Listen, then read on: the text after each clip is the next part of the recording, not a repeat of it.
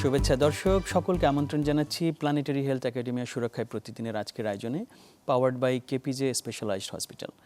দর্শক, আমাদের শরীরের অন্যতম প্রধান একটি অঙ্গ হচ্ছে লিভার বা যকৃৎ। আমাদের এই লিভারের যেসব কঠিন অসুখ বিসুখ হয় তার কোনো এক পর্যায়ে চিকিৎসা হিসেবে লিভার ট্রান্সপ্লান্ট প্রয়োজন পড়ে। বাংলাদেশের লিভার ট্রান্সপ্লান্টের কিছু সফল উদাহরণ তৈরি হয়েছে, কিন্তু যতখানি বিস্তৃত হওয়া দরকার ছিল এই সেবাটির বা এই চিকিৎসা ধারাটির, সেটি কিন্তু আমাদের দেশে এখনও ওই পর্যায়ে পৌঁছেনি। কি বাধা ছিল এবং আমরা কিভাবে আধুনিক এই চিকিৎসার ধারাটি আমাদের চিকিৎসা ব্যবস্থায় যুক্ত করতে পারি, সেই বিষয়ে আজকে কথা বলবো। আমাদের আলোচ্য বিষয় বাংলাদেশে লিভার ট্রান্সপ্লান্ট। এ বিষয়ে কথা বলার জন্য তিনজন বিশেষজ্ঞ আমাদের সাথে যুক্ত হচ্ছেন। আমাদের সাথে আছেন ডক্টর রাজীব হাসান, তিনি consultant hepatobiliary and liver transplant surgery, KPJ Specialised Hospital. আমাদের সাথে আছেন ডাক্তার Hashim Rabbi, senior consultant hepatobiliary surgery and liver transplant, BIRDEM General Hospital, head hepatobiliary surgery and liver transplant, United Medical College Hospital. আমাদের সাথে দর্শক অনলাইনে যুক্তরাষ্ট্র থেকে যুক্ত হচ্ছেন ডাক্তার আশরাফ মালেক, তিনি transplant hepatologist, Virtua advance transplant and organ health. তিনি সহকারী অধ্যাপক, Rowan Virtua school of osteopathic medicine, New Jersey, USA. আমরা তিনজন বিশেষজ্ঞকে আমন্ত্রণ জানাচ্ছি আমাদের স্টুডিওতে। আমরা আজকে কথা বলবো আমাদের মূল যে বিষয় লিভার ট্রান্সপ্লান্ট বাংলাদেশের প্রসঙ্গে। ডক্টর হাশিম রাব্বি, আপনাকে দিয়ে একটু শুরু করি। বাংলাদেশে লিভার ট্রান্সপ্লান্টের প্রসঙ্গ নিয়ে আমরা কথা বলবো, কতখানি আমরা এগিয়েছি, কি করা দরকার। কিন্তু সবার আগে বোধহয় দর্শকদের একটা প্রশ্ন থাকবে, লিভার ট্রান্সপ্লান্ট কখন দরকার হয়, কাদের দরকার হয়, বিষয়টা আসলে কি? আচ্ছা, এটা খুবই সুন্দর প্রশ্ন এবং প্রতিটা মানুষের মনে একটা প্রশ্নই থাকে যে আমার তো লিভার সিরোসিস হয়ে গেছে, আমার কি লিভার ট্রান্সপ্লান্ট লাগবে কিনা। আমাদের থেকে এক্সপার্ট বসে আছেন প্রফেসর আশরাফ মালেক, উনি আরও ভালো বলতে পারবেন। তো আমি যেটা হাইলাইট করব যে লিভার সিরোসিস হলে যে লিভার ট্রান্সপ্লান্ট লাগবে তা নয়। তো এখানে একটা প্রশ্ন আছে কখন লাগে। তো লিভার সিরোসিসটা হচ্ছে এটা একটা স্ট্রাকচারাল চেঞ্জ। তাহলে স্ট্রাকচারাল চেঞ্জের সাথে একটা ফাংশনাল চেঞ্জেরও একটা বিষয় আছে। তো ফাংশনাল চেঞ্জ মানে লিভার যখন ফাংশনালি শরীরকে ক্যাপাসিটেট করতে মানে তার প্রয়োজনীয় কাজটা করতে পারে না, তখন সেটাকে আমরা বলি লিভার ফেইলিয়ার। এই লিভার ফেইলিয়ারটা যখন অনেক দিন ধরে থাকতে থাকতে তার শেষ পর্যায়ে চলে যায়, যেই পর্যায়টাকে আমরা বলি এন্ড স্টেজ লিভার ডিজিজ, তখনই একটা পেশেন্টের লিভার ট্রান্সপ্লান্ট লাগার প্রশ্ন আসে। দেখা যায় যে যাদের ক্রনিক লিভার ডিজিজ থাকে, ধারণা করা হয় যে অ্যাটলিস্ট 80 to 80%, 85% পেশেন্টের কিন্তু লিভার ট্রান্সপ্লান্ট লাগে না। অনলি 50% পেশেন্ট কিন্তু কোয়ালিফাই করে লিভার ট্রান্সপ্লান্টের জন্য। এছাড়া আর অনেকগুলো কারণ আছে, যেমন কী কারণে লিভার ট্রান্সপ্লান্ট হচ্ছে, তারপরে কতদিন ধরে উনি ভুগছেন, আর তার অ্যাসোসিয়েটেড মানে আনুষঙ্গিক কোনো অর্গান ফেলিয়ার আছে কিনা, অনেকগুলো ইস্যু এখানে সামনে চলে আসে। তো আমরা ধারণা করি এন্ড স্টেজ লিভার ফেলিয়ারে চলে গেছে এবং ভদ্রলোক সম্ভবত 1 বছরের বেশি আমরা এক্সপেক্ট করছি না উনি বাঁচবেন, তখন আমরা বলি যে উনি আর সম্ভবত লিভার ট্রান্সপ্লান্ট লাগবে। তো এইটাই হচ্ছে গিয়ে মেইন ক্রাইটেরিয়া। আচ্ছা, ধন্যবাদ ডক্টর রাব্বি। ডক্টর রাজীব, এই যে লিভারের যে কাজ, যেটা আমাদের শরীরে পেটের ভেতরে বসে আছে, একটা খুব বড় অর্গান, আমরা বলি যে বোধহয় পেটের ভেতরে সবচেয়ে বড় অর্গান হচ্ছে লিভার আমাদের শরীরের। এর যেই কাজ, ডক্টর রাব্বি বললেন যে যখন সে কাজ আর করতে পারছে না, একেবারে শেষ পর্যায়ে চলে গেছে তার ফাংশনাল ক্যাপাসিটি, সেই সময়টা সাধারণত লিভার ট্রান্সপ্লান্ট দরকার হয়। এই জিনিসটা আরও একটু ব্যাখ্যা করবেন যে তার কাজটা কি, কখন আমরা বুঝবো যে তার কাজ বুঝি আর সে একেবারেই করতে পারছে না, শেষের দিকে চলে গেছে? ধন্যবাদ ভাই। লিভার আমাদের এমন একটা অঙ্গ যে সারা শরীরের মনে করেন একটা ফ্যাক্টরি, এটা মেটাবলিক ফ্যাক্টরি, বিপাকীয় অঙ্গ আর কি। আমরা যা কিছু খাই, সে খাবার হোক, ওষুধ হোক, যাই খাই, এটা কিন্তু যখন আমাদের অন্ত্র থেকে অ্যাবজর্ব হয়, তখন এই একটা কমন পথওয়ে দিয়েই যায়, লিভারের মধ্যে দিয়ে যায়। এবং লিভারের কাজ হচ্ছে এই সমস্ত খাবার, ওষুধ সব কিছুকে শরীরের উপযোগী করে মেটাবলাইজ করা। তো সুতরাং মানে যখন আমরা এই কাজটা করতে পারি না, মানে লিভার এই কাজটা করতে পারে না, দুইভাবে হয়। একটা হচ্ছে ঠিকই লিভারে পৌঁছাচ্ছে কিন্তু লিভারের কোষগুলো করতে পারছে না, ওর লিভারে পৌঁছাচ্ছেই না। তো ইন আইদার কেস এই যেই অংশগুলো বিপাক হওয়ার দরকার ছিল এটা হলো না, সে তখন কিন্তু শরীরে অপ্রয়োজনীয় একটা মেটাবলিক প্রোডাক্ট হিসেবে ঘুরতে থাকে। সুতরাং আমাদের শরীরের প্রয়োজনীয় জিনিস নাই, কিন্তু অপ্রয়োজনীয় জিনিস বেড়ে যাচ্ছে, যেটা কিনা একটা টক্সিক মেটাবলাইটের মতো কাজ করে। যা হওয়ার কথা ছিল তা হচ্ছে না, উল্টো আরও হচ্ছে ক্ষতিকর জিনিসগুলো জমা হচ্ছে।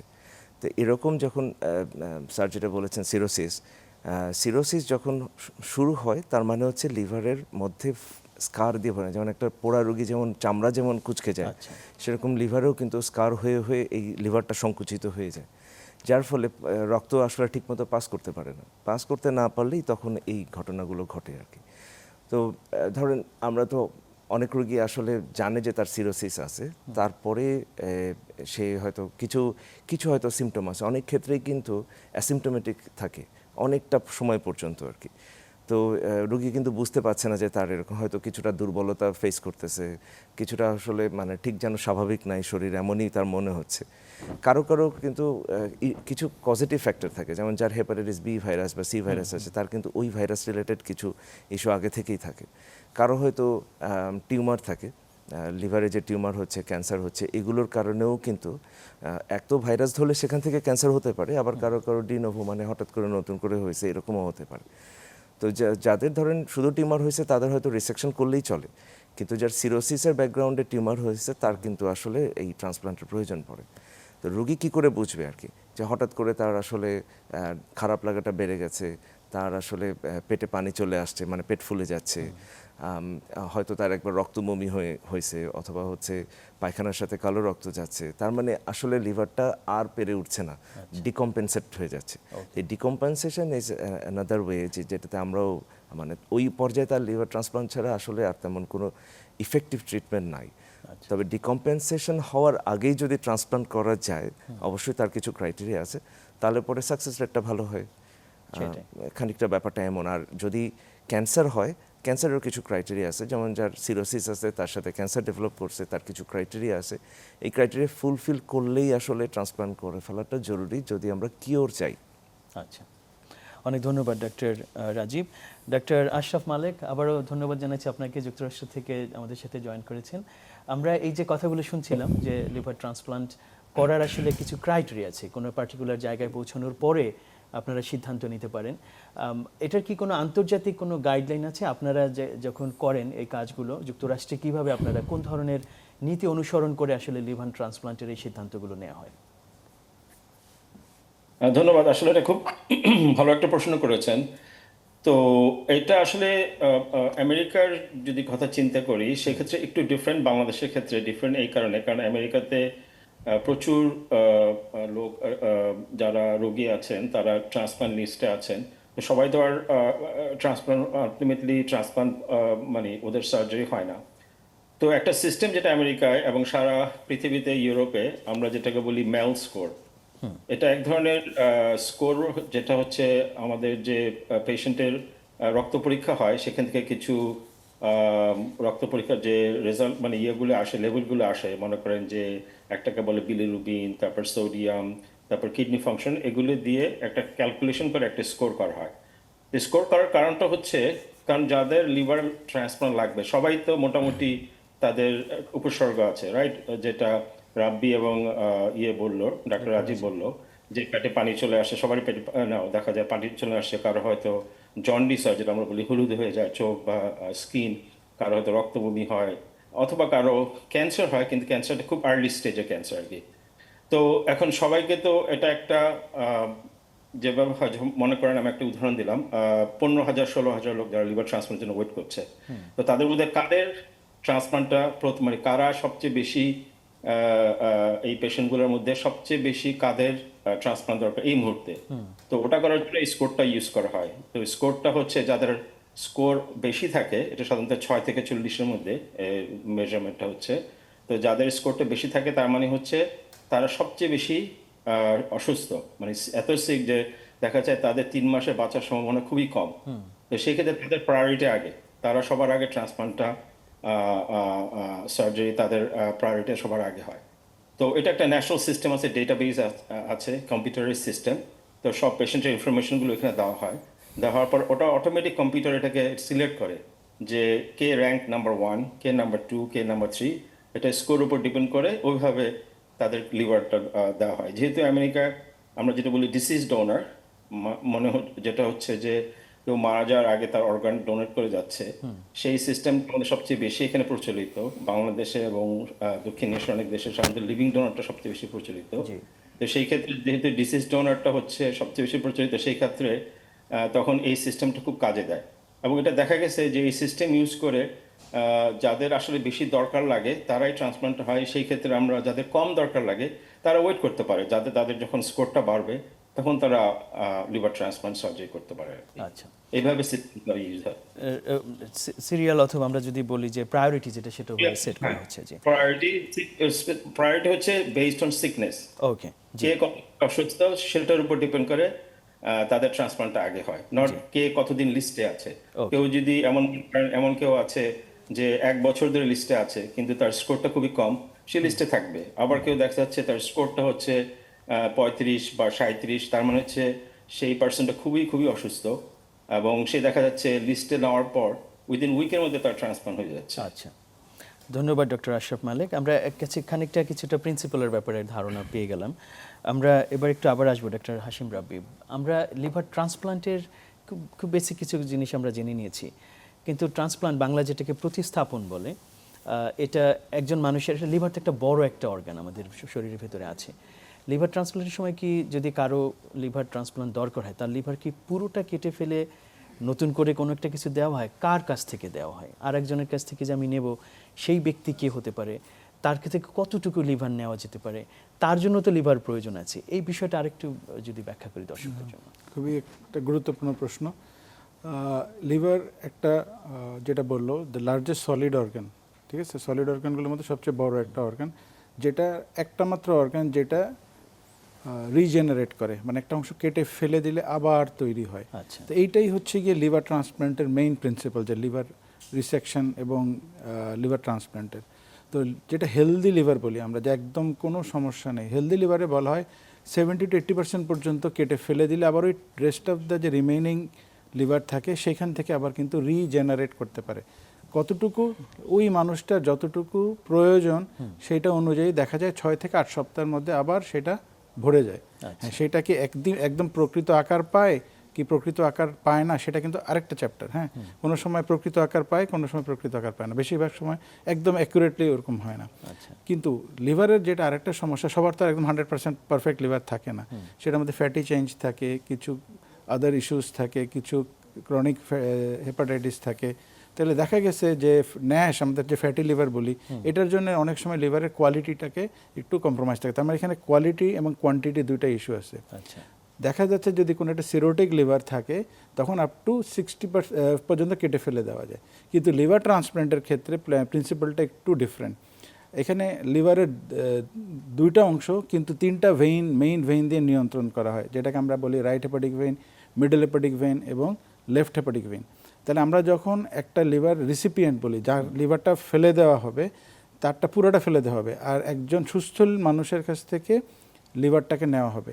কতটুকু নেওয়া হবে যাতে যাকে দেওয়া হবে তারটাও যেন অ্যাডিকুয়েট হয় এবং যার কাছ থেকে নেওয়া হবে তারও যেন ক্ষতি না হয়। তো আমাদের দেখা হয় যে অ্যাডিকুয়েট লিভার র্যামনেন্ট যেটা বলি, যে ফাংশনাল অ্যাডিকুয়েট ফিউচার র্যামনেন্ট যেটা, সেটা অ্যাডিকুয়েট হওয়া লাগে। তো আমরা এটা অনেকগুলা হিসাব করে রেডিওলজিক্যাল ইভ্যালুয়েশন করে আমরা কিন্তু এই জিনিসটাকে মাপা হয়, ঠিক আছে? এটা বিভিন্ন সফটওয়্যার আছে, এখন আজকাল এআই এর মাধ্যমে আমরা এটাকে মানে নিয়ন্ত্রণ করা হয়, ভলিউমেট্রিক অ্যাসেসমেন্ট হয়। তো দেখা যায় যে ভলিউম ক্যালকুলেট করা হয় ওনার জন্য কতটুকু, যে রেসিপিয়েন্ট তার ওজন অনুযায়ী সব কিছু মিলে, আবার যেই ভদ্রলোক দিবেন ওনারও লিভারের কোয়ালিটি এবং কোয়ান্টিটি অ্যাসেসমেন্ট করে দেওয়া হয়। তো একটা ইন্টারেস্টিং ব্যাপার হচ্ছে যে আমরা লিভারের যে 3টা ভেইন বললাম, যে রাইট, মিডল এবং লেভেল, এই মিডল হেপাটিক ভেইনটাকে বলা হয় যে লিভারের হার্ট। আচ্ছা, তাহলে আমার লিভারের হার্টটা ওনারও দরকার, এনারও দরকার। তো দুইজনকে তো আর একটা পুরো হার্ট দিয়ে দেওয়া যায় না, তাহলে অতটুকু হার্ট একেও দিতে হয় যাতে তার র্যামডেন লিভারটা ভালো থাকে, আবার যাকে দেওয়া হবে ওনার ওই হার্টটা যেন ওই লিভারের মিডল হেপাটিক ভেইনটা প্রপারলি সার্ভ করতে পারে, ওইভাবে ক্যালকুলেট করে দেওয়া হয় আর কি। তো ক্যালকুলেশনটাই হচ্ছে গিয়ে মেইন। আর যেটা টেকনিক্যাল অ্যাসপেক্ট, এটা সারা পৃথিবীতে এখন স্ট্যান্ডার্ডাইজড। এটা গত 15-20 বছর ধরে মডিফাই হতে হতে এটা স্ট্যান্ডার্ড পর্যায়ে চলে গেছে, যে এটা কীভাবে করা হবে, কতটুকু নেওয়া হবে, এটা আমরা আগে থেকেই জানতে পারি। এখন নেভিগেশনও চলে আসছে, আমরা আগে থেকে আমরা ক্যালকুলেট করে বলতে পারি যে কতটুকু কী। আমি রিসেন্টলি একটা সিঙ্গাপুরে একটা স্টাডির সাথে জড়িত হয়েছি। ওনারা ফর প্ল্যানিং ও লিভার সার্জারি, আপনি যে প্রশ্নটা করছেন, এটা এআইয়ের মাধ্যমে কিভাবে আগের থেকে নির্ণয় করা যায়, এরকম ওরা একটা সফটওয়্যার ডেভেলপ করতে চাচ্ছে। আমি ওটার সাথে একটু কিছু, ওরা আমাদের বাংলাদেশের পার্সপেক্টিভ আমরা কীভাবে কাজ করতে পারি এই প্রি অপারেটিভ প্ল্যানিংয়ের জন্য ওটা নিয়ে কাজ করতেছে, এআই নিয়ে আর কি। আচ্ছা, ধন্যবাদ ডক্টর হাশিম রাব্বি। আমরা ডক্টর আশরাফ মালিক আপনার কাছে একটু আসতে চাচ্ছি যে এই যে পরিকল্পনা যেটা লিভার ট্রান্সপ্লান্টের ক্ষেত্রে যে পরিকল্পনাটা, আপনি নিজে এই প্রক্রিয়াটার সাথে যুক্ত আছেন ওখানে, আপনাদের যে টিম যেই বিল্ডিংটা যেটা এখানে আমরা কিছু প্রযুক্তির বিষয় দেখছি, আপনারা যারা নিজেরা সার্জারিটা করবেন তাদের বিষয়টা আছে, এই টিমটা কিভাবে তৈরি করা হয়, কারণ এটা একটু ধারণা পেলে আমরা বুঝবো যে খানিকটা বাংলাদেশেও টিম বিল্ডিংয়ের জায়গাটা আমরা কোথায় অবস্থান করছি। এটা খুবই গুরুত্বপূর্ণ প্রশ্ন। কারণ হচ্ছে যে এটা সার্জারিটা আসলে লিভার ট্রান্সপ্লান্ট সার্জারিটা অন্য অন্য রেগুলার যেগুলো সার্জারি হয়, মনে করেন যার গল ব্লাডার কেটানো হবে বা অ্যাপেন্ডিক্স, সেই ক্ষেত্রে দেখা যায় যে কিছু ব্লাড টেস্ট করা হয়, তারপর সার্জারি করা হয়। তো এটা আমরা যেটা বলি মাল্টিডিসিপ্লিনারি অ্যান্ড কোলাবোরেশন। শুধু সার্জন নয়, এখানে অনেক গুলো স্পেশালিস্ট এবং ট্রান্সপ্লান্টের সাথে আরও কিছু লোকজন এর সাথে জড়িত হওয়ার কারণটা হচ্ছে টু মেক শিওর করা যে ট্রান্সপ্লান্টে যে হচ্ছে এবং যে লোকটা ট্রান্সপ্লান্ট হচ্ছে, যে রিসিপিয়েন্ট যাকে আমরা বলি, সেই জন্য লিভারটা নিয়ে অনেকদিন বাঁচতে পারে। এবং তো সেই ক্ষেত্রে যেটা হয়, আমাদের একটা মাল্টিডিসিপ্লিনারি টিম আছে, সেখানে ট্রান্সপ্লান্ট সার্জন থাকে, হেপাটোলজিস্ট থাকে, ফার্মাসিস্ট থাকে, অ্যানেস্থেসিওলজিস্ট থাকে, ট্রান্সপ্লান্ট কোঅর্ডিনেটর থাকে, তারপর হচ্ছে আপনার সাইকিয়াট্রিস্ট থাকে, এবং নিউট্রিশনিস্ট থাকে। নিউট্রিশনটা খুব বড় একটা জিনিস, কারণ দেখা যায় যে যাদের লিভার ফেইলিউর হয়, লিভার যখন কাজ না করে, সিমটমের সাথে সাথে কিন্তু শরীরের যে মাসেল লস যেটা বলি, দেখা যায় যে একদম শরীর একদম শুকায় হয়ে গেছে, ওজন কমে গেছে। তো সেক্ষেত্রে নিউট্রিশনিস্টের একটা বড় রোল আছে, আমরা যেটা ডায়েটিশিয়ান বলি। তো যখন আমরা সিস্টেমটা হচ্ছে এরকম, আমি একটা উদাহরণ দিই। একটা পেশেন্টকে আমরা ভাবলাম যে তার ট্রান্সপ্লান্ট লাগবে, রাইট? সো প্রথমে তো ট্রান্সপ্লান্ট হেপাটোলজি, যেমন আমরা যখন দেখি বলি যে পেশেন্টের সব ধরনের উপসর্গ আছে, তার মেল স্কোরও দেখা যাচ্ছে হাই, তখন আমরা এটা নিয়ে টিমে ডিসকাশন করি। সার্জন সেটা শুনে, সার্জনের যদি কোনো কোশ্চেন থাকে যে ট্রান্সপ্লান্ট সার্জারি রিলেটেড কোনো কিছু থাকে, সে তখন এগুলো নিয়ে আমরা ডিসকাশন করি। তারপর হচ্ছে নিউট্রিশনিস্ট পেশেন্টটাকে দেখে যে তার নিউট্রিশনটা ইমপ্রুভ করা লাগবে কিনা। করার পর তখন পেশেন্টটাকে আমরা বলি যে ঠিক আছে, এখন দেখা যাচ্ছে পেশেন্টটা আসলেই ট্রান্সপ্লান্ট লাগবে। তখন পেশেন্টটাকে আমরা মেক শিওর করি যে তার অন্য কোনো সমস্যা নাই। আচ্ছা। তার হার্ট চেক করা, কার্ডিওলজিস্টের সাথে মেক শিওর করা যে তার হার্টে কোনো সমস্যা নাই, তার লাংসে কোনো সমস্যা নাই। পেশেন্টের আমরা মেক শিওর করি, কারণ হচ্ছে রুটিন যেগুলো ক্যান্সার স্ক্রিনিংয়ের জন্য, কারণ হচ্ছে ট্রান্সপ্লান্ট হওয়ার পরও তারা যে ওষুধটা নেবে, আমরা বলি রিজেকশন মেডিসিন, এটা যখন মেডিসিনটা নেয়, কারো যদি কোনো আগে থেকে ক্যান্সার থাকে বা প্রি ক্যান্সারাস কোনো কন্ডিশন থাকে, এবং ওষুধটার কারণে ক্যান্সারটা কিন্তু সরাসরি ছড়ায় পড়তে পারে। মনে করেন যে কোলন, ব্রেস্ট, সার্ভাইকাল ক্যান্সার, এগুলি সব স্ক্রিন করা হয়। যখন এগুলি সবগুলো টেস্ট সম্পূর্ণ করা হয় এবং দেখা যায় যে না, পেশেন্টটা এভরিথিং, এটা কেন টেস্ট মানে এক্সামের মতো, পাস করার মতো সবগুলো টেস্ট কমপ্লিট করা হয়েছে এবং পেশেন্টটা দেখা যাচ্ছে সব দিক দিয়ে সব ঠিক আছে, তখন আমরা তখন ঠিক হয়েছে, ঠিক আছে, পেশেন্টটাকে লিস্ট করা হবে এবং আলটিমেটলি পেশেন্ট তখন ট্রান্সপ্লান্ট হয়। এটা হচ্ছে ওভারঅল প্রক্রিয়াটা এখানে আমেরিকায়। আচ্ছা, ধন্যবাদ ডক্টর আশরাফ মালিক। আমরা একটু ডক্টর রাজীব হাসান আপনার কাছে আসি। আমরা এখানে দুজনের ইনভলভমেন্ট কমপক্ষে এখানে অত্যন্ত গুরুত্বপূর্ণ, যিনি নিচ্ছেন এবং যিনি দিচ্ছেন। এখানে কিছুটা ভয় কাজ করতে পারে যারা দেবেন তাদের লিভারের আসলে কি হবে, তিনি ঠিকমতো আসতে পারেন। যদিও ডক্টর রাব্বি বলেছেন যে কয়েক সপ্তাহের ভেতরে তার লিভার পুনরায় ফিরে আসে। এই ম্যাচ মেকিংটা কীভাবে করা হয় লিভার ট্রান্সপ্লান্টের সময়টা? আচ্ছা, ধন্যবাদ। এখানে আমরা একটু এভাবে আরেকটু পেছন থেকে আসি যে ট্রান্সপ্লান্টটা আমরা গ্রসলি দুই ভাগে ভাগ করি। একটা হচ্ছে এলডিএলটি, লিভিং ডোনার লিভার ট্রান্সপ্লান্ট, আর একটা ডিডিএলটি, ডিসিজ ডোনার লিভার ট্রান্সপ্লান্ট। যেটা উন্নত বিশ্বে যেটা হয় যে ডিডিএলটি সিস্টেমটাই আসলে বেশি কাজ করে, যেমন ইউএসএ, ইউকে, ওনারা বেসিক্যালি বেসড অন ডিডিএলটি। আচ্ছা। তো ডিডিএলটি তো হচ্ছে একজন ব্রেইন ডেথ পেশেন্ট, মানে যার আসলে ব্রেইন আর কাজ করছে না, মারা যাওয়ার আগে ওনার কনসেন্ট বা ওনার পরিবারের কনসেন্ট যদি থাকে, তাহলে অর্গ্যানগুলোকে হচ্ছে প্রক্রিয়া করে সেটা একজন যার প্রয়োজন তাকে তার লিভারটা প্রতিস্থাপন করে ওই নতুন লিভারটা দিয়ে দেওয়া হলো। তো এক্ষেত্রে আসলে যে দ্যাটস এ ডিফারেন্ট ইস্যু। আমাদের মতো দেশে লাইক পাকিস্তান, ইন্ডিয়া, মানে সাউথ ইস্ট এশিয়া, এই কান্ট্রিগুলোতে আসলে ডিডিএলটির চলের থেকে এটাও আছে, অন্য সব দেশেই আছে, আমরা তো আমাদের দেশে এখনো শুরু হয়নি। বাট আমাদের দেশে আসলে ডিডিএলটির থেকে এলডিএলটিরই আসলে প্রচলনটা বেশি, যেখানে একজন ডোনার তার লিভারের কিছু অংশ যার প্রয়োজন তাকে দেবেন, জীবিত একজন মানুষ দিচ্ছেন একটা অংশ। এবং আসলে ডিডিএলটির থেকে এলডিএলটির, যেহেতু একজন জীবিত মানুষ, লিভার ইজ কোয়াইট হেলদি, তাহলে সেই ক্ষেত্রে কিন্তু রেজাল্টও ভালো, ডিডিএলটির থেকে এলডিএলটির রেজাল্ট ভালো। তবে এখানে একটা এক্সট্রা চ্যালেঞ্জ হচ্ছে যে ডোনার যার আসলে কোনোই অসুখ নাই, তার কাছ থেকে আমি যখন নিচ্ছি তো তার তো একটা ইম্পোজড রিস্ক হচ্ছে।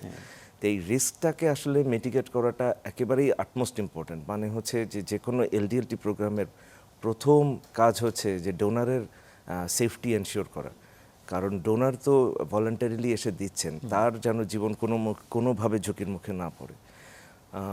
সুতরাং এই ক্ষেত্রে ডোনারের কিন্তু ইভ্যালুয়েশন খুব ইম্পর্টেন্ট, যে এই ডোনার আসলেই সেফলি দিতে পারবে, ডোনেট করতে পারবেন কিনা। তো এখানেও ডোনারের ইভ্যালুয়েশন এবং ডোনারের কিছু ক্রাইটেরিয়া আছে। তার মধ্যে একটা একটু বলি, যেমন ধরেন যারা ইয়াঙ্গার এজ গ্রুপ তাদেরকেই আসলে এনকারেজ করা হয়, কারণ তাদের রিজেনারেশন ক্যাপাসিটি বেশি, তাদের আদারওয়াইজ ডিজিজের সম্ভাবনা কম। আর তাছাড়া ইয়াং হলেই যে লিভার ফিট হবে এমনও না, যেমন ফ্যাটি লিভার ডিজিজ এটা কিন্তু একটা কনসার্ন সারা দুনিয়াতেই। সুতরাং কারো যদি young but very fatty liver, তাহলে তারও কিন্তু আসলে দেওয়া সম্ভব না। সুতরাং ফ্যাটি লিভার হলে করা যাবে না। এটার একটা ইন্ডেক্স আছে, অ্যাটেনুয়েশন ইন্ডেক্স বলি, লিভার অ্যাটেনুয়েশন ইন্ডেক্স, এইটা 5-এর কম হতে হবে।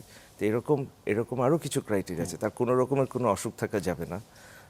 তবে কিছু কিছু কম্প্রোমাইজ করা যায়, যেমন ডায়াবেটিস যদি ভেরি ওয়েল কন্ট্রোল থাকে, হাইপারটেনশন যদি থাকলেও কন্ট্রোলে থাকে, এরকম কিছু কিছু জায়গা আছে যেখানে আমরা উই ক্যান কম্পেনসেট, মানে ওই জায়গাটা আমরা অ্যাকসেপ্ট করতে পারি। কিন্তু রিমার্কেবল কোনো ডিজিজ থাকলে এই ডোনার আসলে ডোনেট করতে পারে না। সো যখন একজন হেলদি মানুষ যার অন্য কোনো প্রতিবন্ধকতা নাই লিভার রিজেনারেশনের ব্যাপারে, সে আসলে তার লিভারের 2/3 দিয়ে দিতে পারে, 2/3 অফ দি লিভার, 2/3 হ্যাঁ স্যার যেটা বলছেন 70 to 80% দিয়ে দিতে পারে। কিন্তু তো এইটা তার রিজেনারেট করে যায়। এবং ধরেন একজন একেবারে সুস্থ মানুষ, তার লিভারের তো 2টা লোব, রাইট লোবটা বড় অলমোস্ট 60%, আর লেফট লোবটা ইউজুয়ালি 40%। তো তার যদি রাইট লোবে একটা বড় টিউমার হয়, আমরা কিন্তু এই টিউমার এই 60% কেটে ফেলে দিচ্ছি, বাকি 40% আবার 6 থেকে 8 সপ্তাহের মধ্যে গ্রো হয়ে যাচ্ছে। সো কনসেপ্ট কিন্তু ওখান থেকেই শুরু আর কি। তাহলে আমি যদি সুস্থ অংশটুকু বের করে নিয়ে এসে যাকে দিতে হবে তার কিন্তু একটু বেশি লাগবে, কারণ তার মেটাবলিক ডিমান্ড বেশি। সিরোসিসে যেটা হয় কি, তার শরীরের আসলে বিপাকের চাহিদাটা বেশি থাকে because of the change of dynamics. তাহলে তখন হচ্ছে তার এই 60% তাকে যখন আমি দিয়ে দিচ্ছি, তখন এটা অলমোস্ট নর্মাল একটা লিভার আমি তাকে দিয়ে দিলাম। আর যার কাছ থেকে নিলাম সে যদি আদারওয়াইজ হেলদি থাকে, তাহলে এই 40% will be, I mean, the normal volume will come in 6 to 8 weeks. এবং এখানে ফেইলিউর আসলে is very rare. Donor death is very rare, current স্ট্যাটিস্টিক্সে ভেরি রেয়ার। এবং ডোনার ডেথ আসলে ইটস আ ভেরি সিগনিফিক্যান্ট, মানে আমরা অ্যাসেসমেন্টে গলদ ধরা হয় যদি ডোনার ডেথ হয়। সুতরাং হচ্ছে যেটা বলছিলাম যে এলডিএলটি প্রোগ্রামের প্রধান শর্ত হচ্ছে যে ডোনারের সেফটি 100% বললে কিছু কথা নেই, বাট ডোনারের সেফটি হচ্ছে নিশ্চিত করতে হবে, তারপরে হচ্ছে আমরা তার কাছ থেকে নেওয়ার। এখানে নট অনলি ফাংশন, এখানে anatomy is also very very important, যে ডোনারের যে লিভারের অ্যানাটমিটা সুইটেবল কিনা তার কাছ থেকে নেওয়ার জন্য। তো এটাই আসলে এক্সপার্টিস, যে রেডিওলজিস্ট লাগবে, সার্জন লাগবে, ট্রান্সপ্লান্ট হেপাটোলজিস্ট লাগবে, সবাই মিলে আসলে ডিসাইড করা functionally is the donor okay, and anatomically surgeon নিশ্চিত করবে ওকে এটুকু নিলে বাকি যেটুকু থাকবে that is safe for the donor. ধন্যবাদ ডক্টর রাজীব। ডক্টর হাশিম রাব্বি, এবার একটু আমরা মূল একটা দিকে একটু টার্ন নিতে চাই, সেটা হচ্ছে আমরা তাত্ত্বিক অনেক কিছু আমরা শুনে নিলাম। বাংলাদেশে কিন্তু লিভার ট্রান্সপ্লান্টের কয়েকটা সফল উদাহরণ হয়েছে, বারডেমে হয়েছে, বাংলাদেশ মেডিকেল বিশ্ববিদ্যালয়ের কথা আমরা শুনেছি। সেই ঘটনাগুলো কেমন ছিল এবং আমরা তারপর থেকে এটাকে আরও একটু বিস্তৃত করার পথে আশানুরূপ অগ্রগতি কিন্তু আমাদের হয়নি। মূল বাধাটা কোথায় ছিল বলে মনে করেন? খুবই যুগোপযোগী প্রশ্ন, কারণ আমরা 2010-এ প্রথম লিভার ট্রান্সপ্লান্ট শুরু করি আমাদের প্রফেসর সুভাষ গুপ্ত ওনার সাহায্যে, দিল্লি অ্যাপোলো হসপিটালের কোলাবোরেশনে। তো আমরা 2010-এ এবং 2011-তে পরপর 2টা ট্রান্সপ্লান্ট করতে পারলাম। কিন্তু বারডেম তখন ফুললি ইকুইপড ছিল না, ঠিক আছে? তো ফুললি ইকুইপড ছিল না, তারপরে কেমন করে লিভার ট্রান্সপ্লান্ট করলাম, একটা মনে প্রশ্ন জাগতে পারে। তখন আমরা আসলে 6টা ডিফারেন্ট জায়গা থেকে আমরা যন্ত্রপাতি হায়ার করে নিয়ে আসছি। They were very much generous, আমাদের ওনারা সাহায্য করছেন। তার মধ্যে ন্যাশনাল হার্ট ফাউন্ডেশন ছিলেন, কম্বাইন্ড মিলিটারি হসপিটাল ছিলেন, পপুলার মেডিকেল কলেজ হসপিটাল ছিলেন, তারপরে গ্যাস্ট্রো লিভার হসপিটাল ছিলেন। তো এগুলা ইনস্টিটিউশনগুলো থেকে আমরা হায়ার করে এনে যন্ত্রপাতি নিয়ে আমরা এই জিনিসগুলো করেছি। তো কিছুক্ষণ আগে ডক্টর আশরাফ মালিক বললেন this is multi disciplinary multi modal management লাগে। তার মানে এখানে একটা বিরাট ম্যান পাওয়ার ইনভলভমেন্টের ব্যাপার আছে। তো এই যে একটা সাস্টেইনেবল লিভার ট্রান্সপ্ল্যান্ট প্রোগ্রাম করতে আমাদেরকে ওই অ্যাডিকুয়েট ম্যান পাওয়ারগুলো দরকার। তো এই ম্যান পাওয়ার ডেভেলপ করতে কিন্তু আসলে এটা কেউ পার্সোনাল চাইলেই হয় না, এটা একটা মানে this is not a one man show. তাহলে আমাদেরকে একটা ইনস্টিটিউশনাল সাপোর্ট, সরকারি সাপোর্ট, কিছু লিমিটেশন, সবগুলা ফাইন্যান্সিয়াল একটা বিরাট ইনভলভমেন্ট, এই জায়গাগুলোতে আমাদের কাজ করার অনেক সুযোগ ছিল। কিন্তু আমরা এই গ্যাপটা পূরণ করতে আমাদের অনেক বেশি সময় লেগে গেছে। যখন তারপরে আমরা 2020 সালে লিভার ট্রান্সপ্ল্যান্ট করি আবার বারডেমে, আমাদের 3rd লিভার ট্রান্সপ্ল্যান্ট। আমরা খুবই লাকি যে আমাদের একদম ফুললি ইকুইপড একটা টিম আমরা তৈরি করতে পেরেছিলাম, যার জন্য আমরা আমাদের প্রত্যেকটা লিভার ট্রান্সপ্ল্যান্টগুলো কিন্তু সাকসেসফুল হয়েছে। পরবর্তীতে কিন্তু বিএসএমএমইউ মানে এখন বর্তমান বাংলাদেশ মেডিকেল ইউনিভার্সিটি ওনারাও কিন্তু নিজেরা অর্গানাইজ করে man power totally trend up করে আবার কিন্তু ওনারা প্রোগ্রামটা শুরু করছেন। কিন্তু এটা একটা বারবার একটা জিনিস বলছে, এখানে কিন্তু আমার যে অভিজ্ঞতা তাতে দেখা যাচ্ছে 10 থেকে 11টা ডিপার্টমেন্টের লোক লাগে, ইনক্লুডিং নার্সিং, ইনক্লুডিং আপনার লন্ড্রি ফ্যাসিলিটি, সবাইকে এতটা ইকুইপড হইতে হয় যাতে আমরা একটা ইমিউনোসাপ্রেস পেশেন্টকে মানে আমরা লিভার ট্রান্সপ্ল্যান্টের পর ওনাকে স্পেশাল কিছু ওষুধ দেওয়া হয় যাতে মানুষ নতুন লিভারটা অ্যাডাপ্ট করতে পারে। তো এই এনভায়রনমেন্টটাকে অ্যাডাপ্ট করার জন্য আমাদের একটা টোটাল সিস্টেম ডেভেলপ করতে হয়। তো ওই জিনিসটা পর্যন্ত পৌঁছানো, প্লাস আমাদের লয়ের কিছু বার ছিল, এগুলো এখন সব কিন্তু আমাদের কারেকশন হয়ে গেছে প্রায়। এখন আমরা মোটামুটি আমি যে অবশ্যই আমার কলিগ ও আমার সাথে একই মত পোষণ করবেন যে আমরা কিন্তু এখন এমন একটা জায়গায় এসে পৌঁছেছে, জাস্ট আমাদের এখন করতে হবে, জাস্ট ক্লিক করা, জাস্ট আমাদের প্রপার সাপোর্ট নিয়ে আমাদেরকে জাস্ট জায়গাটাকে এমবার্ক করা, মানে শুরু করাটাই হচ্ছে গিয়ে আমাদের খুবই দরকার আর কি, যে আমরা শুরু করলেই কিন্তু আমরা এটার একটা ভালো রেজাল্ট পাবো। এটাই আমি বলতে চাই। জি, ধন্যবাদ ডক্টর রাব্বি। ডক্টর আশরাফ মালিক, আমরা ওখানকার কিছু যদি যুক্তরাষ্ট্রের কিছু ঘটনা যদি একটু শুনি, যে প্রাতিষ্ঠানিক সাপোর্ট বলেন অথবা রাষ্ট্রীয় যে নীতিমালা, এই জায়গাগুলো যেভাবে দেখছেন যুক্তরাষ্ট্রে আপনার অভিজ্ঞতা থেকে, তার প্রেক্ষিতে বাংলাদেশে যদি আমরা এখন নতুন করে এটাকে কিক স্টার্ট যদি বলি, অথবা যদি বলি যে পুরো সিস্টেমটা সহ এবার আর কোনো ধার করে না অথবা সবাইকে একসাথে করে যদি আমরা এই জিনিসটাকে এগোতে চাই, কিভাবে আগালে এটা এবার খুব শক্তভাবে এবং ওয়ান্স অ্যান্ড ফর অল আমরা বাংলাদেশের লিভার ট্রান্সপ্লান্টের এই যাত্রাটা শুরু করতে পারবো বলে মনে করেন? ধন্যবাদ। আমি প্রথমে বাংলাদেশের, কারণ দুইটার প্রেক্ষাপট একটু ভিন্ন, রাইট? বাংলাদেশের আর আমেরিকার, কারণ আমেরিকার ট্রান্সপ্লান্টের যে একটা বড় একটা জিনিস, সেটা হচ্ছে ফাইন্যান্সিয়াল, রাইট? টাকা পয়সার ব্যাপারটা, সেটা তো আমেরিকায় ইন্স্যুরেন্সের মাধ্যমে পে হয়। সো এটা একটা বিগ ডিফারেন্স। তো আমি রাব্বির কথা শুনে খুব ভালো লাগলো যে, এবং আমি রাব্বির সাথে অ্যাকচুয়ালি একমত যে এই যে কয়েকটা ট্রান্সপ্লান্ট হলো বাংলাদেশে, এবং যে বাংলাদেশের সার্জনদের এবং সবাদের যে মোটামুটি একটা এক্সপিরিয়েন্স হয়েছে, সেই এক্সপিরিয়েন্সের ইয়েতে এখন মোটামুটি বাংলাদেশে একটা নিজেরা ট্রান্সপ্লান্ট করার মতো একটা পরিবেশ চলে এসেছে। এটা একটা অংশ। আমি যদি 5টা ভাগে ভাগ করি বাংলাদেশে কিভাবে এই কিছু কিছু বাধা আছে, রাইট? সো এই কিভাবে বাধাগুলি জাস্ট একটা একটা করে বলছি। প্রথম হচ্ছে যে রাব্বি যেটা বললো যে লয়ের একটা ব্যাপার, সেটা আমি তো মোটামুটি অত ভালো জানবো না, ওরা জানবে, রাব্বি এবং ডাক্তার রাজীব। আমার মনে হয় একটা অ্যামেন্ডমেন্ট হয়েছে 2018 সালে। সো এটার খুব একটা তেমন একটা বাধা নেই।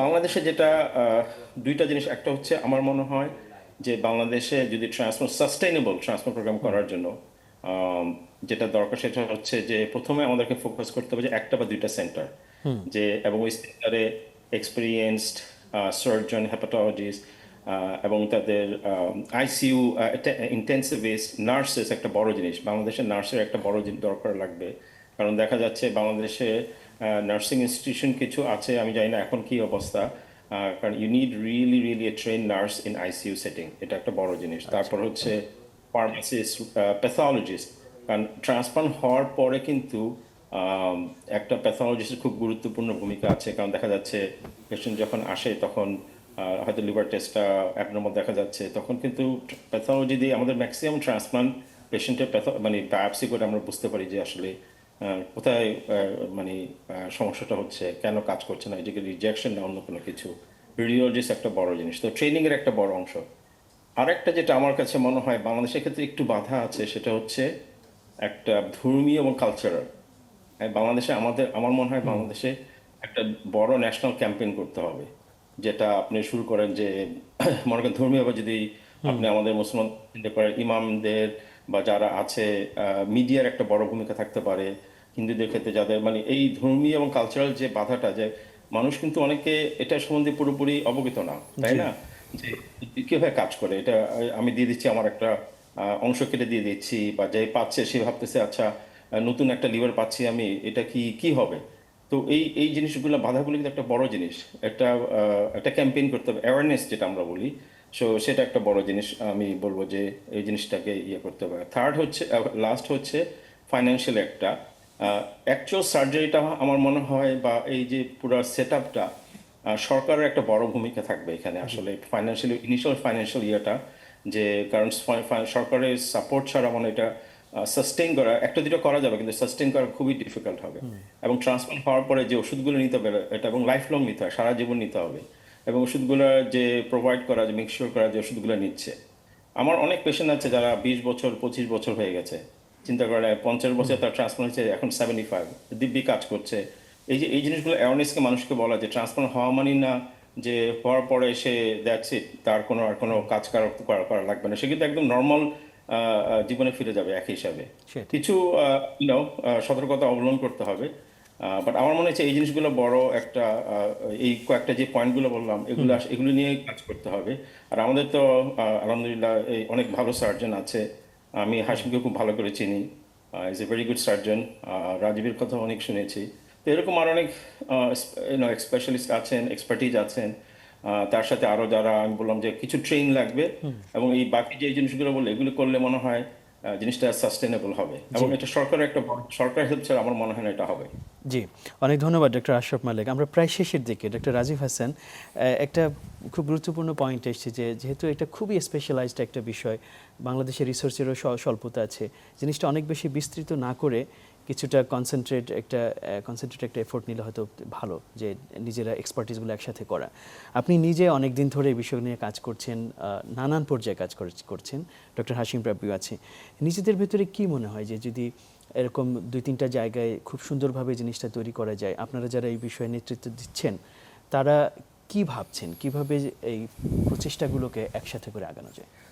ধন্যবাদ ভাই। একটা হচ্ছে কি, যে আমরা যদি ট্রান্সপ্লান্টের ইতিহাস দেখি, ইভেন ইউএসএতে যেভাবে শুরু হয়েছে 1963 1967-এ যখন থমাস স্টার্জেল শুরু করেন, আসলে তখন কিন্তু হচ্ছে একটা স্টেজ ছিল যে তারা চ্যালেঞ্জটা নিচ্ছেন এবং এটাকে একটা সম্পূর্ণ নতুন সাবজেক্ট নিয়ে কাজ করতেছেন, যেখানে সাবজেক্টটা একেবারেই অজানা, সেখানে একটা ট্রান্সপ্লান্ট করলে কিভাবে মানুষ রিয়্যাক্ট করবে, এই অনেক ধাপে ধাপে কিন্তু এই জিনিসটা আগাইছে। তো শুরুর দিকে কিন্তু অনেক মর্টালিটি ছিল। আজকে এত বছর পর এই এত বছরের নলেজ দিয়ে এখন কিন্তু ট্রান্সপ্লান্টের সার্ভাইভাল অনেক ভালো। সুতরাং এই নলেজ কিন্তু ডকুমেন্টেড ওভার দ্য ওয়ার্ল্ড, মানে ট্রান্সপ্লান্টের প্রোটোকল অলমোস্ট সিমিলার, এলডিএলটি হোক ডিডিএলটি হোক, মানে এখানে কাস্টমাইজেশন লাগে, কিন্তু মোটামুটি একটা প্রোটোকল ধরে চললে কিন্তু ট্রান্সপ্লান্ট, যে কোনো ট্রান্সপ্লান্ট প্রোগ্রাম সাকসেসফুল হওয়া উচিত। আচ্ছা, তো সেক্ষেত্রে আমাদের তো ধরেন একেবারে জিরো থেকে শুরু করতে হচ্ছে না, we have already this much of knowledge.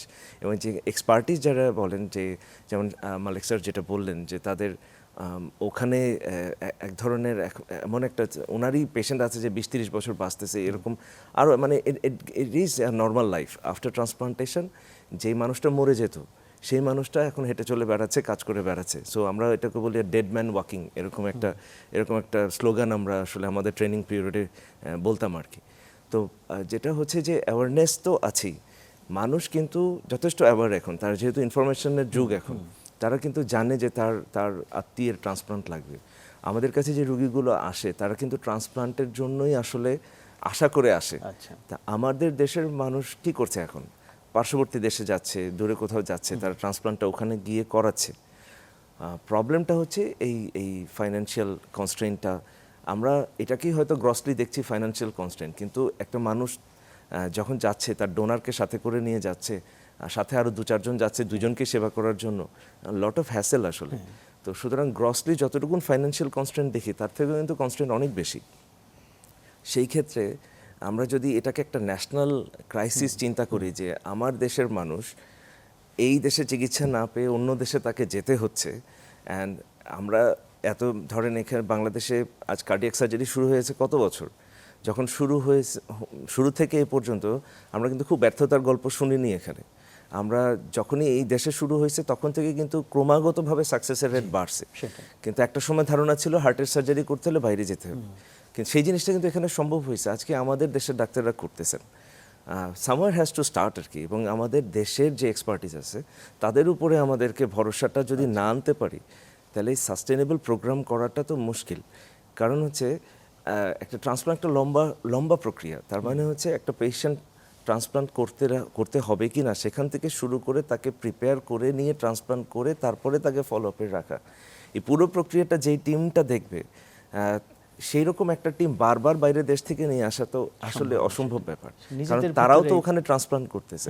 একটা ট্রান্সপ্লান্ট সার্জারিতে সারাদিন লেগে যায়, ডোনার এবং রেসিপিয়েন্ট মিলে 8 থেকে 12 ঘন্টার মতো সব মিলে আর কি লেগে যায়। তারপরে তো আর এই লোকটার অন্য কিছু আসলে করতে পারে না, বা এই টিমটা আর অন্য কিছু করতে পারে না, মানে একটা ডেডিকেটেড টিম প্রয়োজন, যেটা অলরেডি আমাদের দেশে বিভিন্ন পর্যায়ে আসলে বিভিন্ন সাবজেক্টে যতগুলো ডিসিপ্লিনের নাম আমরা শুনলাম সব ডিসিপ্লিনেরই কিন্তু যথেষ্ট এক্সপার্ট লোক অলরেডি আছে।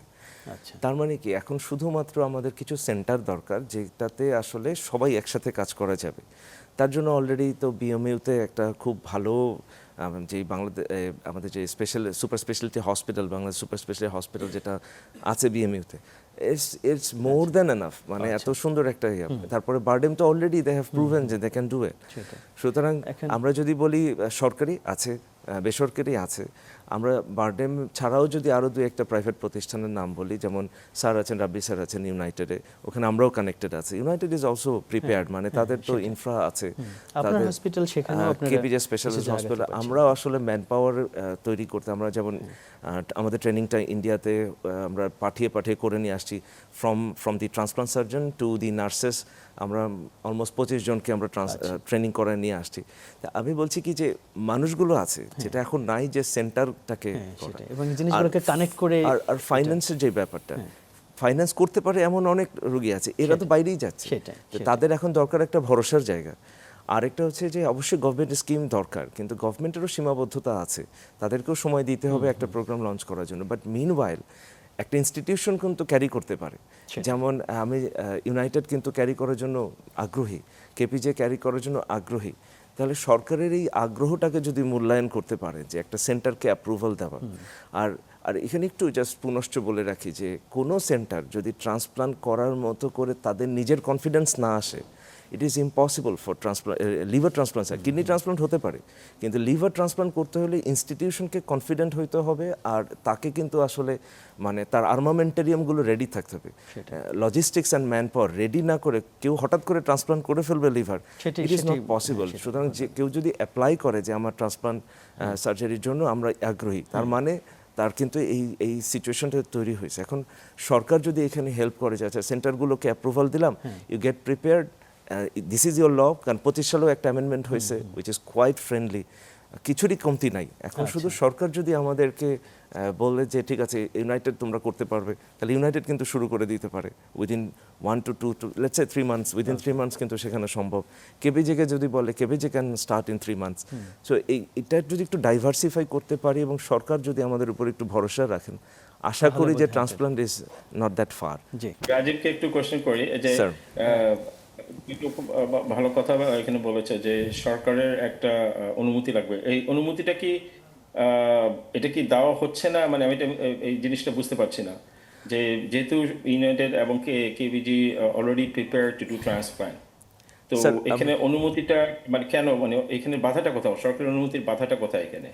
স্যার আমরা ঠিক সঠিক করে বলতে পারবো না আসলে বাধাটা কোথায় স্যার। আমরা তো অ্যাপ্লাই করেই রেখেছি, একটা ইন্সপেকশন টিম আসলে হসপিটালগুলো ইন্সপেক্ট করার কথা, এই ইন্সপেকশনটা স্যার হচ্ছে না, এখন পর্যন্ত হয়নি স্যার। এখনো বিএমইউতেই হচ্ছে, বারডেম তো অলরেডি দেয়ার অ্যাপ্রুভাল তো আছে, কিন্তু আর কোনো প্রতিষ্ঠানকে এখন পর্যন্ত অ্যাপ্রুভাল দেওয়া হয়নি, ওয়ারএজ প্রাইভেট সেন্টারগুলোর কিন্তু রিসোর্স মোবিলাইজেশনটা অনেক ইজিয়ার, এবং এটার যে ডেডিকেশনটা লাগে স্যার, এই যে 8-10 ঘন্টা 12 ঘন্টা একটা রুগীকে নিয়ে বসে থাকা, এটা আসলে প্রাইভেট সেক্টরের 100% ইনভলভমেন্ট ছাড়া এটাকে একেবারে কন্টিনিউয়াস একটা প্রোগ্রামে নিয়ে আসা অনেক ক্ষেত্রেই একটু মনে হচ্ছে যে ডিফিকাল্ট হবে স্যার। জি, উদাহরণটা আমরা ইন্ডিয়া এবং পাকিস্তানেও দেখতে পাই। সেখানে আছে। ডক্টর রাবি কিছু একটু আমি বলতে বলতে চাচ্ছিলাম কি আসলে এখানে দুইটা পার্ট আছে। বাংলাদেশের সিস্টেমটা এরকম, টোটালি হেলথ কেয়ার সিস্টেমটা কিন্তু সরকার কেন্দ্রিক, কিন্তু সরকার কিন্তু 100% মানুষকে কিন্তু হেলথ কেয়ার সার্ভিস দিতে পারছে না, কিন্তু এটা সম্ভব না কোনো পৃথিবীর কোনো জায়গাতেও। মানে হেলথ কেয়ারে প্রাইভেট সেক্টরে কিন্তু একটা বিরাট রোল আছে। বাংলাদেশের হেলথ কেয়ার সিস্টেম পোস্ট গ্রাজুয়েশনটা দেখেন, এটা সবাই কিন্তু তৈরি করার সিস্টেমটা এরকম যে শুধু সরকারি ডাক্তারকে আমরা পোস্ট গ্রাজুয়েশন দেবো, খুবই কম প্রাইভেট সেক্টরে ডেভেলপমেন্টে হয়। আর আমাদের প্রাইভেট সেক্টরে আমরা ডেভেলপ হচ্ছে কিন্তু আমরা ম্যাক্সিমাম সরকারের হেল্প নিয়েই সরকারি হাসপাতালে হচ্ছে, প্লাস বাইরে থেকে আমরা ট্রেন্ড আপ হচ্ছি। তো আমার যেটা এখানে সত্যি কথা বলতে আমি যেটা বলি, সব কিছুকে আমরা সরকারকে দোষ দিয়ে লাভ নাই। আবার সরকার যদি আমাদের হেল্প না করে তো আমরা আলগাতে পারবো না, ঠিক আছে? আমাদেরকেও সরকারকে হেল্প করতে হবে। তার মানে এখানে একটা পাবলিক প্রাইভেট পার্টনারশিপের একটা বিরাট একটা সুযোগ আছে, যেটা আমরা কিন্তু ইজিলি অ্যাভেলেবল করতে পারি।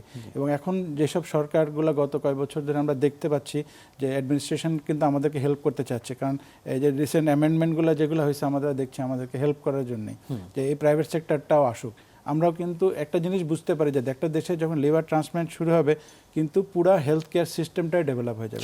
তো আমি এখানে যেটা বলতে চাই, মানুষের কনফিডেন্স ডেভেলপ করতে কিন্তু আমরা ডাক্তাররা যতই চিৎকার করি, যত বলি যে আমরা ভালো কাজ করি, আমরা করি, কোনো দিন কিন্তু মানুষ পর্যন্ত পৌঁছাবে না। এখানে একটা মিডিয়ার কিন্তু একটা বিরাট রোল আছে। তার মানে এখানে শুধু আমরা ডাক্তাররা বা যদি সরকার নিয়ে কাজ করি তাহলে হবে না, তাহলে কিন্তু আমাদের মিডিয়া সহ আমাদের দেশের জন্যই কাজ করতে হবে, আমাদের সবাইকে একই প্ল্যাটফর্মে, যাতে আমাদের আজকের আয়োজন সেই বিষয়টাকে কেন্দ্র করে কনফিডেন্স ডেভেলপমেন্ট, আমাদের মানুষ, আমাদের পেশেন্টরা যেন এই কনফিডেন্সটা পায় যেন আমরা ভালো কাজ করছি। হ্যাঁ, খারাপ দু একটা পেশেন্ট হচ্ছে না তা না, কিন্তু সব জায়গাতেই হয়, কিন্তু আমরা যে ভালো কাজগুলো করছি আমরা চাই যে এটা মানুষ জানুক।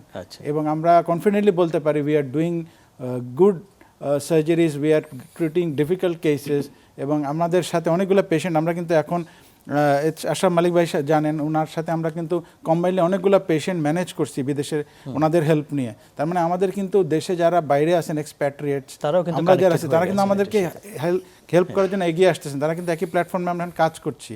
এই যে আমাদের যে 2 প্রজেক্টের কথা বললাম, ওনারা কিন্তু আমাদের সাথে ইনভলভড। আমরা এটাকে কেমনে করে সামনে আগায় নিয়ে যেতে পারি, এখানে কিন্তু একটা মানুষের কনফিডেন্স ডেভেলপ করার জন্য এটা কিন্তু একটা বিরাট একটা অস্ত্র, যে আমরা একসাথে দেশের জন্য কাজ করছি। অনেক ধন্যবাদ ডক্টর রাবি, ডক্টর আশরাফ মালিক, ডক্টর রাজীব, তিনজনকে অ্যাড করব জাস্ট এক সেকেন্ড। রাবি যেটা বললো যে মিডিয়ার একটা বড় রোল আছে, এটা কিন্তু খুব একটা গুরুত্বপূর্ণ কথা। এবং দেখা যাচ্ছে যে যেই কটা ট্রান্সপ্লান্ট হয়েছে বাংলাদেশে, হয়তো সেই একটা দুটা পেশেন্টকে মিডিয়াতে এনে এদেরকে দিয়ে মানে একটা ইন্টারভিউ না, যে তারা কেমন ফিল করছে বাংলাদেশের সার্জনরা, এটা একটা আমি জাস্ট একটু অ্যাড করতে চাই। জি, খুবই চমৎকার পরামর্শ ডক্টর আশরাফ মালিক। আমরা নিশ্চয়ই এই বিষয়গুলো নিয়ে আগাবো। একটা খুব গুরুত্বপূর্ণ বিষয়, বর্তমান সরকার কিন্তু স্বাস্থ্য ব্যবস্থায় প্রাইভেট পাবলিক পার্টনারশিপের খুবই গুরুত্ব দিয়েছে তারা, এবং তাদের একদম নির্বাচনী ম্যানিফেস্টোতেই ছিল যে তারা প্রাইভেট হসপিটালগুলোকে তারা যুক্ত করবে অ্যাডভান্স বিষয়গুলোর জন্য। তো আশা করি যে খুব দ্রুতই আমরা এই বিষয়ে একটা ভালো অগ্রগতি পাবো। আপনাদের তিনজনকে আমাদের পক্ষ থেকে কৃতজ্ঞতা জানাচ্ছি আজকে আমাদেরকে সময় দেওয়ার জন্য। ধন্যবাদ। দর্শক, শেষ করছি সুরক্ষায় প্রতিদিনের আজকের আয়োজন। আমরা কথা বলছিলাম বাংলাদেশের লিভার ট্রান্সপ্লান্টের সম্ভাবনা নিয়ে। আমরা অতীতে যে সফল উদাহরণগুলো দিয়েছি সেগুলো আরও বেশি বিস্তৃত করার সকল উপকরণ উপাদান কিন্তু এখন বাংলাদেশে আছে। আমাদের দেশে বিশেষজ্ঞরা আছেন, দেশের বাইরে থেকে ডক্টর আশরাফ মালিকদের মতো যারা এই ফিল্ডে কাজ করছেন তারাও বাংলাদেশে সহযোগিতা দিচ্ছেন। এই সকলের সহযোগিতায় সরকারের যেই নীতি সেগুলোকে একসাথে করে আমরা লিভার ট্রান্সপ্লান্টে স্বয়ংসম্পূর্ণতা অর্জন করব, সেই আশাবাদ রেখে আজকের মতো শেষ করছি।